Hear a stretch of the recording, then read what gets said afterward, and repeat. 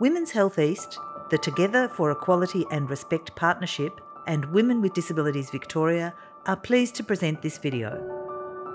Equality is taking action to prevent violence against women with disabilities.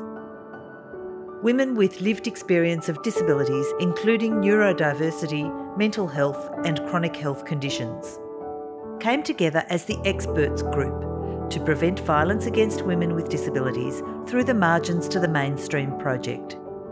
The Experts Group co-designed important messages about equality for women with disabilities. Julianne, a member of the Experts Group, presents examples from her lived experience with powerful calls to action to prevent violence against women with disabilities. If I think back when we first started Margins to the Mainstream, I was terrified. I was terrified even to go onto Zoom. I'd never been on Zoom before. I didn't know what it was, and meeting people and having the opportunity to share our experiences and actually be listened to, it felt so validating. It was like, okay, what you're saying's actually important. It happened to a real person. And we all have been through some kind of domestic violence, but we're all very different, but we're all very the same. And I love the different aspects of it. Like, I'm learning a lot about, say, what it's like for a woman in a wheelchair. You know, things I hadn't thought of before. And we've become all so close and such good friends, and it's so good not just to be listened to but be heard. And the process of doing the 16 days, that was fascinating to me. Like even like the illustrations and the back and forth, and each and every one of us was important in developing the messages and how we helped each other refine them, and the whole process was amazing, really good. I loved it, yeah. I was like very outgoing. I liked being around people. And then as soon as I got into my first domestic violence relationship, the isolation, they start to isolate you. First it was with my friends, then it was my whole entire family, until there was only him. He would abuse me so much that I couldn't even walk and look up. I had to look at the ground, because if I looked up, he would think I was looking at another man. We went to the circus once and he thought I was looking at someone on the other side of the tent, and he actually took me outside and beat me for that. Or if I went into a shop and asked for some cigarettes, he would count how many words, and if there was more words than asking for the packet, I would get abused then. He would interrogate me all through the night until I admitted to things that weren't true, because it was the only way it was going to stop. And then he would say, see, there's something wrong with you.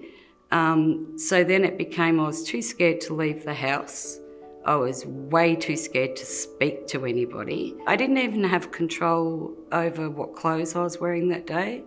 My clothes would be laid out on the bed, what I was allowed to wear. Cooking a meal, I was never allowed to just cook a meal. I'd be told what to cook. I wasn't allowed to go to the supermarket. The ingredients would just be bought and I'd be told what to cook. Being timed going to school, I had exactly 7 minutes to take my daughter there and back. If not, you know, he'd come looking for me. A lot of kids, when they're at school, all they think about is what's happening to their mum at home, and they become quite preoccupied with that. After I left one partner, I got hit so hard I had bruising on the brain. And then, like, my thoughts started getting muddled up, and I had trouble remembering things, which I still have trouble with short-term memory now. But yeah, it gave me such bad anxiety, depression and agoraphobia that if the kids forgot their lunch, I couldn't even go to the school to give them their lunch. If someone knocked on my door, I'd hide. Like, I was terrified of seeing anybody, and that long-lasting effect hasn't gone away, so it still impacts my daily life. Because it's not always easy to leave, especially for women with disabilities, for all different reasons. It was a while ago for me, but I remember being only having a couple of minutes. We had nowhere to go, we were homeless. So I had 3 children, a grandchild, and my eldest daughter was pregnant at the time. And we would be put in a park and we'd have to sit there all day until 5 o'clock, and then we could go back in and they'd say, sorry, we don't have an emergency home for you, so we're going to put you in this hotel tonight, this one the next night. And we lived like that for nearly 6 months, just hotel to hotel. A lot of the hotels were really dangerous in dodgy parts of towns. And it's when you're doing that, you start to wonder if you've done the right thing leaving. Because here I am by myself, I've got no money, no family around me, nothing, and I have the responsibility of another 4 people, all in one tiny little hotel room, all going, we want to go home, we don't like it here.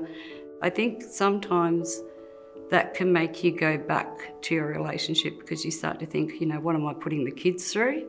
Because it's not like, here's a refuge, all your problems are over. It's really hard. And it wasn't until I got right till the end where I said, I can't do this anymore. And then they found us accommodation. I remember once I was given my house, I was just put there and I was expected to know how to live. I hadn't thought for myself, I hadn't done anything for myself for a long time.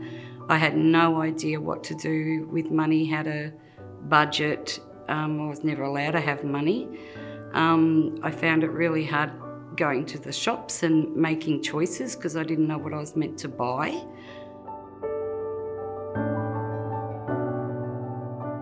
Yeah, it doesn't just stop with you. It runs through the family. You've got to do the healing.